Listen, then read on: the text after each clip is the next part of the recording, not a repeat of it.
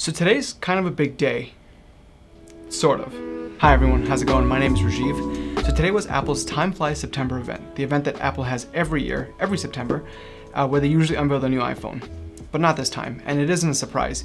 We knew going into this event that the iPhone wasn't going to be talked about since production of the new devices has been pushed back a couple of weeks due to COVID. But that does not mean that there isn't anything to talk about. In fact, it's actually quite the opposite. Apple, like their WWDC event back in June, did a pre-recorded video for today's event, and if I can be honest, it's quite exceptional for a production value standpoint. When public safety is a concern, it's interesting to see how Apple manages to be informative and concise with their information. The physical location changes with sound effects and some low-key music underneath keeps the moments fresh and engaging. So, thumbs up Apple for that. So the theme that I want to focus on with Apple's event this morning is affordability. Now, we did see some new device launches and some refreshes today, but I think that the real eye-opener was just how many of the refreshed devices became substantially more affordable, and Apple didn't waste a minute making sure that you knew that. The first big announcement is actually with the Apple Watch. Now, the Apple Watch Series 6 has a very strong emphasis on health. Now, Apple has always had a spotlight focus on health and fitness, but with this year's iteration, it's actually quite substantial with an included ability to give blood oxygen levels and even being able to get an ECG, or electrocardiogram, within 30 seconds or by just resting your finger on the circular crown. Apple is able to do this by having new sensors on the back of the watch which shine LEDs and photodiodes on the blood vessels of your wrist. Now, depending on the color of your blood, the ECG app is able to calculate the amount of oxygen present. I mean, this really does feel next level, but there is an important question that needs to be asked in this situation. Now, I'm not a doctor, as I'm sure that you guys know, but the question that really needs to be asked is, can this watch replace the devices you already use that are specifically designed to do things like get your blood O2 levels or work as, say, I don't know, a portable ECG?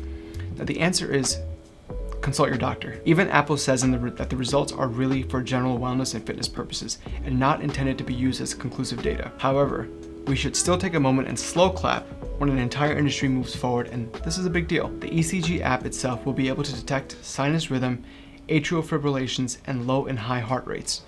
And you can even send a PDF of your electrocardiogram done through your watch to your doctor. Apple has also mentioned that the ECG app will be available on Apple Watch 4 and later, but will not make its way to the Apple Watch SE. Speaking of, this is a good segue to talk about the Apple Watch SE. Much like the iPhone SE, this is Apple's answer to keeping a more affordable Apple Watch, but one that has enough going for it to justify the higher price tag than the Apple Watch Series 3, which Apple is still selling. Now, a couple of differences across the board. First and foremost, the price. The Apple Watch SE will start at $279 or $309 if you want the larger watch face. That's the difference between the 40 or the 44 millimeter. And then if you choose to get the cellular version, add $50 on top of either options. For the Apple Watch Series 6, it's $399 or $429 depending on the size of the watch, and an extra $100 on top of whichever configuration you choose if you want to go with the cellular connectivity. I'm not 100% sure why Apple is charging the extra $50 on top of the $50 you would usually pay to go cellular with the Apple Watch SE. It may have something to do with Apple using the new S6 dual-core processor on the Apple Watch 6, which according to Apple is 20% faster than the Apple Watch 5, and is based off of the A13 Bionic of the iPhone 11. Despite Apple Watch SE's more compelling price tag, it will not have an always-on display as the Series 6 or the blood oxygen ECG app. Apple has mentioned that both watches are estimated to have their usual 18-hour battery life and an always-on altimeter to tell you how high you are. In altitude, not the other, never mind. Apple has also mentioned that the Series 6 always-on display is 2.5 times brighter when your wrist is down, but I'm really curious as to how much brighter that is really compared to the Series 5, for example. I will say that when it comes to Apple Watches and its design, it's really welcoming to see Apple implement new watch styles and faces. I'm not even sure if Memoji watch face is new or not, but it's really endearing because you know that it's sort of going to bring a smile to someone's face who isn't like morosely glib like me. The watch faces for golden hour or surfing or even seeing your next patient is a very nice human touch to an otherwise inanimate object. Just want to very quickly mention this.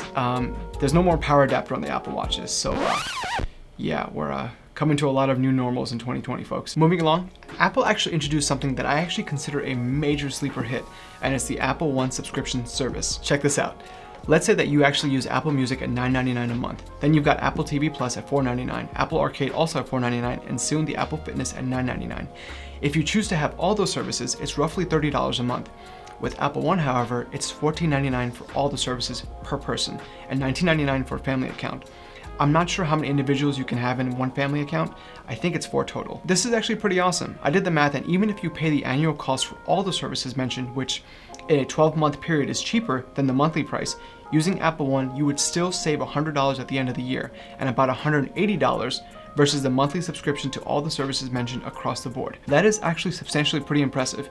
But again, the important question here to ask is, do you use those services? And if you don't, are you willing to switch over from another account to take advantage of what Apple is offering here? And 50 gigabytes of iCloud storage with that Apple One account as well. Forgot to mention that. But still, I think it's compelling. The garden really keeps getting taller and taller. I don't think there's a single product that any company has cornered the market on quite like Apple's iPad. So let's talk about that since they talked about it today. Earlier in June, I think, Apple updated the iPad Pro lineup to the A12Z chip and added LiDAR and the cameras found on the iPhone 11. But today, both the iPad and the iPad Air were given a really healthy refresh. Now, we're going to talk about the price in just a moment, but before we do, let's look at what's changed. The base iPad now has the A12 Bionic, same chip found in the iPhone 11. Now, some people might scoff at this, but we have to remember, this chip was still released within this generation and still considered relatively new. And hell, the A12 is a beast of a processor, and so this is actually a really welcome addition. The base iPad's ergonomics is still different from that of the iPad Pro and the iPad Air, so it won't work with the Apple's Magic Keyboard. Oh well. I'm trying to find more things to talk about that make the base iPad compelling, but it's completely overshadowed by the iPad Air, which is really the device that people are looking at. And this one is really the game changer here. So the iPad Air was just also refreshed today, and the differences are quite substantial compared to the iPad Air from the 3rd generation. And those changes are substantial across the board. Now this new iPad Air resembles very much the iPad Pro as opposed to the base iPad.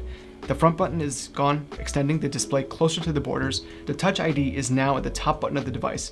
It's compatible with both the Magic Keyboard and the 2nd gen Apple Pencil, and it's now using the Apple's new A14 chip. The connector is also USB-C as opposed to Lightning, so thank God for that. The iPad Air also has some super nice colors, and that sky blue do be looking real nice. Let's talk about that new A14 chip. This is kind of a wild decision to put into your iPad Air first as opposed to the iPad Pro. The A14 is a 5 nanometer chip, and according to Apple, it's an increase in 40% more power over its 7 nanometer processors. Given the smaller chip, this should result in much better efficiency for performance and better power management across the board. I really want to test this myself and see if it's going to live up to the hype. Apple also mentioned that there's going to be 30% better graphical performance with its 16-core neural engine than the new A14. Now, all this technical lingo really makes my head spin. Honestly, I just really want to see it for myself. Now, I just want to quickly mention, I see a lot of people on Twitter saying that the iPad Air kills the iPad Pro. Not exactly. Yes, the Air has a faster processor, but processing power isn't everything. The iPad Pro still has a larger screen option, an option to be up to 1 terabyte as opposed to just 256, more RAM on the Pro, Apple's 120Hz ProMotion display, and 4 speakers to give a better stereo sound experience instead of the 2 found in the iPad Air. Let's talk about that price real quick. And when we discuss this, I like to keep the sizes of the products relatively the same while we're talking about the cost. The iPad Pro is still starting at $799 with its base storage at 128 gigabytes. The new iPad Air is $599 with its base storage of 64 gigabytes, and the base model iPad is at $329 with a paltry base storage of 32 gigabytes. Yikes. These are all the lowest storage Wi-Fi variants of the devices. The prices of these are getting a little tricky because if you're going with the 256 gigabyte variant of the iPad Air, this is the only other gigabyte variant offered. Would it be better to just pay $50 more and lose 128 gigs of storage to get the iPad Pro 11-inch with its ProMotion display instead? Question mark? Either way, the takeaway from the iPad Air really is that you're getting an excellent Pro features in the Air price. The last thing I want to mention before I skedaddle, of all the Apple events and conferences, I think this is the first time that Apple was seriously flexing its muscle against the competition. They took a handful of jabs at Chromebooks, Windows PCs, and Android tablets. We're all home now, and Apple wants to dominate that market until there's nothing left. It's kind of funny. And hell, if you're gonna go for the kill, go for the jugular. The metaphorical jugular. I just want to make that very clear. Please don't take my words out of context. All right, folks, well, that's it for me. Once again, my name is Rajiv. Thank you guys so much for watching. Until next time.